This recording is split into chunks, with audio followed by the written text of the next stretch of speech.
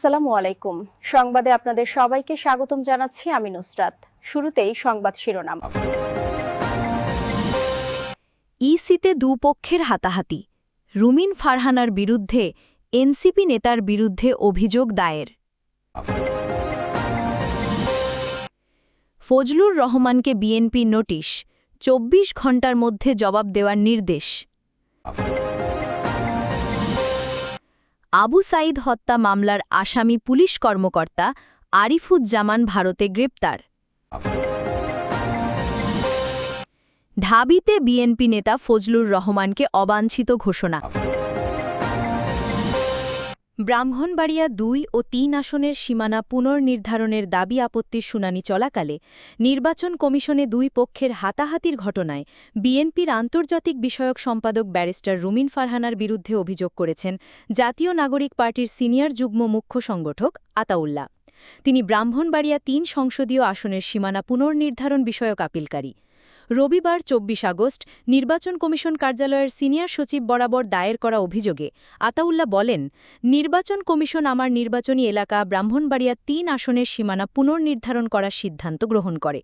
সেখানে বিজয়নগর উপজেলার ৩টি ইউনিয়ন ব্রাহ্মণবাড়িয়া ২ আসনে সংযুক্ত করলে এলাকাবাসী সংক্ষুব্ধ হয়। তাদের অনুরোধে এবং তাদের পক্ষে আমি নির্বাচন কমিশনের সীমানা নির্ধারণের বিরুদ্ধে আপত্তি দাখিল করি। এর পর থেকেই বিএনপি নেতা রুমিন ফারহানার ক্যাডাররা আমাকে আপত্তি সংক্রান্ত শুনানিতে অংশ না নেওয়ার জন্য হুমকি-ধমকি দেন। তিনি বলেন, আমিও আমার এলাকার প্রতিনিধিগণ আজ নির্ধারিত শুনানিতে অংশ নিতে নির্বাচন কমিশনে আসলে আপনার দায়িত্বপ্রাপ্ত কর্মকর্তারা আমাকে শুনানিস্থলে প্রবেশে বাধা দেয়। পরবর্তীতে আমি শুনানি শুরু হওয়ার ঠিক আগ মুহূর্তে প্রবেশ করতে সক্ষম হই। এমতাবস্থায় আপনার এবং প্রধান নির্বাচন কমিশনার সহ অন্যান্য কমিশনারগণদের উপস্থিতিতে রুমিন ফারহানাত সন্ত্রাসী বাহিনী আমি সহ আমার নির্বাচনী এলাকার নেতৃবৃন্দদের মারধর করে, যা বাংলাদেশের ইতিহাসে একটি কলঙ্কিত অধ্যায় হয়ে থাকল। উদ্ভট ও অশৃঙ্খলা পরিপন্থী বক্তব্যের অভিযোগে বিএনপি চেয়ারপারসনের উপদেষ্টা পরিষদের সদস্য ফজলুর রহমানকে কারণ দর্শানো নোটিশ দেওয়া হয়েছে। তার বিরুদ্ধে কেন সাংগঠনিক ব্যবস্থা নেওয়া হবে না তা জানাতে তাকে ২৪ ঘণ্টা সময় দেওয়া হয়েছে। বিএনপির দায়িত্বশীল একটি সূত্রে ফজলুর রহমানের বিরুদ্ধে এই সাংগঠনিক ব্যবস্থা নেওয়ার তথ্য জানা গেছে।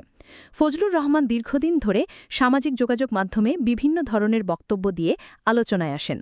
জানা গেছে, কারণ দর্শানোর নোটিশে উল্লেখ করা হয়েছে, আপনি জুলাই-আগস্ট ঐতিহাসিক গণ অভ্যুত্থান নিয়ে ক্রমাগত কুরুচিপূর্ণ ও বিভ্রান্তিকর বক্তব্য দিয়ে আসছেন এবং আত্মদানকারী শহীদদের নিয়ে যে বক্তব্য দিচ্ছেন তা সম্পূর্ণরূপে দলীয় আদর্শ ও গণ অভ্যুত্থানের চেতনার পরিপন্থী। মহিমান্বিত এই গণ অভ্যুত্থানের বিরুদ্ধে এবং গণতন্ত্র পুনরুদ্ধারের আন্দোলন নিয়ে আপনার বক্তব্য জনমনে তীব্র প্রতিক্রিয়া সৃষ্টি করেছে। আপনার বক্তব্য দলের সুনাম ক্ষুণ্ণ করার সুপরিকল্পিত চক্রান্তের প্রয়াস বলে অনেকেই মনে করে। এমনকি আপনি জনগণের ধর্মীয় অনুভূতিতেও আঘাত দিয়ে কথা বলছেন। এতে আরও উল্লেখ করা হয়, জুলাই-আগস্ট গণ অভ্যুত্থানে বিএনপির ৪৫০-র বেশি নেতাকর্মী সহ ছাত্র জনতার প্রায় ১৫০০-এর অধিক মানুষ শহীদ হয়েছেন এবং ৩০,০০০-এর অধিক মানুষ গুরুতর আহত হয়েছেন। গণতন্ত্র পুনরুদ্ধারের জন্য গণ অভ্যুত্থানে ছাত্র জনতার এ ধরনের বিরচিত ভূমিকাকে আপনি প্রতিনিয়ত অপমান ও অমর্যাদা করছেন।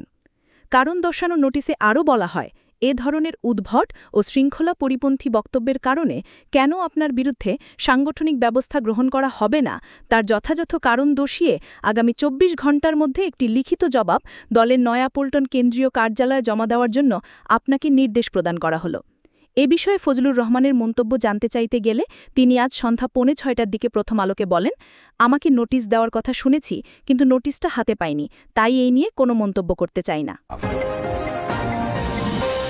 অবৈধভাবে ভারতে প্রবেশের সময় ভারতীয় সীমান্তরক্ষী বাহিনীর বিএসএফের হাতে গ্রেফতার হয়েছেন বাংলাদেশ পুলিশের সহকারী কমিশনার এএসপি মোহাম্মদ আরিফুজ্জামান। তিনি রংপুরের আবু সাঈদ হত্যা মামলার এজাহারভুক্ত আসামি। শনিবার সন্ধ্যায় আরিফুজ্জামান পশ্চিমবঙ্গের উত্তর ২৪ পরগনা জেলার স্বরূপনগর থানার অন্তর্গত এলাকার অরক্ষিত সীমান্ত দিয়ে ভারতে প্রবেশের চেষ্টা করেন। এ সময় হাকিমপুর সীমান্ত চৌকিতে টহলরত বিএসএফের ১৪৩ নম্বর ব্যাটালিয়নের সদস্যরা তাকে আটক করেন। এরপর শুরু হয় প্রাথমিক জিজ্ঞাসাবাদ। পরে রাতেই তাকে স্বরূপনগর থানার পুলিশের হাতে তুলে দেওয়া হয়। এই সময় মোহাম্মদ আরিফুজ্জামানের কাছ থেকে বেশ কিছু পরিচয়পত্র, সরকারি নথি উদ্ধার করে ভারতীয় পুলিশ। তার বাড়ি বাংলাদেশের নীলফামারী জেলার শাহীপাড়া এলাকায়। আরিফুজ্জামান ময়মনসিংহ জেলার মুক্তাগাছা উপজেলায় অবস্থিত APBN-2 এর সহকারী পুলিশ সুপার পদে কর্মরত ছিলেন। গত 14ই অক্টোবর থেকে তিনি বিনা অনুমতিতে তার কর্মস্থলে অনুপস্থিত ছিলেন। এই কারণে তাকে সাময়িকভাবে বরখাস্ত করা হয় এবং সেই থেকে তিনি পলাতক ছিলেন। এদিকে শনিবার সন্ধ্যায় ASP আরিফুজ্জামানকে আটকের খবর ছড়িয়ে পড়ার পরই তার পরিচয় নিয়ে ধোঁয়াশা সৃষ্টি হয়। BSF ও স্থানীয় পুলিশের পক্ষ থেকেও গোপনীয়তা বজায় রাখা হয়। আরিফুজ্জামানের বিরুদ্ধে 14A ফরেনার্স আইন এবং ভারতীয় পাসপোর্ট আইনের 12 ধারায় মামলা দায়ের করা হয়েছে। আজ রোববার কড়া নিরাপত্তায় তাকে বসিরহাট মহকুমা আদালতে নেওয়া হলে 14 দিনের বিচার বিভাগীয় হেফাজতে অর্থাৎ জেল হাজতে নির্দেশ দেন অতিরিক্ত মুখ্য বিচারক। উল্লেখ্য, গত বছরের 16ই জুলাই পুলিশের গুলিতে নিহত হন কোটা সংস্কার আন্দোলনের সক্রিয় কর্মী আবু সাঈদ। ওই দিন দুপুর 2:30টার দিকে বেগম রোকেয়া বিশ্ববিদ্যালয়ের সামনে পার্ক মোড়ে আন্দোলনরত শিক্ষার্থী ও পুলিশের মধ্যে সংঘর্ষ হয়। ছাত্রদের ছত্রভঙ্গ করতে পুলিশ টিয়ার গ্যাস নিক্ষেপ ও লাঠিচার্জ করে। ছাত্ররা সবাই সরে গেলেও আবু সাঈদ লাঠি হাতে দাঁড়িয়ে যান। এই অবস্থায় 50 ফুট দূর থেকে পুলিশ তার ওপর ছোড়রাগুলি ছোড়ে। পুলিশের অবস্থানের জায়গাটি ছিল বিশ্ববিদ্যালয়ের প্রধান ফটকের সামনে। তারপরও অবস্থান থেকে সরেননি আবু সাঈদ। এক পর্যায়ে কয়েকটি গুলি লেগে মাটিতে লুটিয়ে পড়েন। অন্যান্য শিক্ষার্থীরা তাকে হাসপাতালে নেওয়ার আগেই তিনি মারা যান। 48 বছর বয়সী আরিফুজ্জামান ময়মনসিংহ মহানগর পুলিশের তৎকালীন সহকারী কমিশনার ASP পদে কর্মরত ছিলেন। শেখ হাসিনার অত্যন্ত ঘনিষ্ঠ ছিলেন এ পুলিশ কর্মকর্তা। গত বছরের 5ই অগাস্ট ছাত্র জনতার গণ অভ্যুত্থানে শেখ হাসিনার সরকার পতনের পরই গা ঢাকা দেন আরিফুজ্জামান। নিজের কর্মস্থলে অনুপস্থিত ছিলেন তিনি। কর্মস্থলে অনুপস্থিতির কারণে সম্প্রতি তাকে সাময়িকভাবে বরখাস্ত করা হয়। জানা যায় এই সময় সাতক্ষীরা এলাকায় আত্মগোপন করেছিলেন তিনি। বিএনপি চেয়ারপারসনের উপদেষ্টা ফজলুর রহমানকে ঢাকা বিশ্ববিদ্যালয় সহ ঢাবি এর আশপাশের এলাকায় অবাঞ্ছিত ঘোষণা করেছে ঢাকা বিশ্ববিদ্যালয় ছাত্র সংসদ নির্বাচনের স্বতন্ত্র প্যানেল সমন্বিত শিক্ষার্থী সংসদ।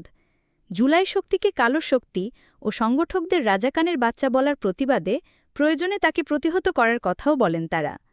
রবিবার 24 আগস্ট ঢাবিতে আয়োজিত এক সংবাদ সম্মেলনে অবাঞ্ছিত করার ঘোষণা দেন সমন্বিত শিক্ষার্থী সংসদ প্যানেলের সাধারণ সম্পাদক GS পদপ্রার্থী মোহাম্মদ আবু সায়েদ বিন মাহিন সরকার। সংবাদ সম্মেলনে মাহিন সরকার বলেন, আমরা আমাদের জায়গা থেকে আমাদের অবস্থান স্পষ্ট করে দিয়েছি। যদি ভবিষ্যতেও কেউ 24-এর গণ অভ্যুত্থান নিয়ে দৃষ্টতাপূর্ণ মন্তব্য করে, তাহলে আমরা সমন্বিত শিক্ষার্থী সংসদের পক্ষ থেকে প্রতিবাদ জানাব এবং ফজলুর রহমান যদি ঢাকা বিশ্ববিদ্যালয় ক্যাম্পাস এবং তার আশপাশে কোনো এলাকায় আসে, তাহলে আমি মাহিন সরকার এবং সমন্বিত শিক্ষার্থী সংসদ মিলে তাকে প্রতিহত করব। তিনি বলেন, তাকে অর্থাৎ ফজলুর রহমানকে ঢাকা বিশ্ববিদ্যালয় ক্যাম্পাসে অবাঞ্ছিত ঘোষণা করছি যতক্ষণ না পর্যন্ত বিএনপির অনুগত ছাত্র সংগঠন তাদের অবস্থান পরিষ্কার না করবে। আমরা সাধারণ শিক্ষার্থীদের পক্ষ থেকে তাদের প্রতিও আমরা সন্দেহ প্রকাশ করব।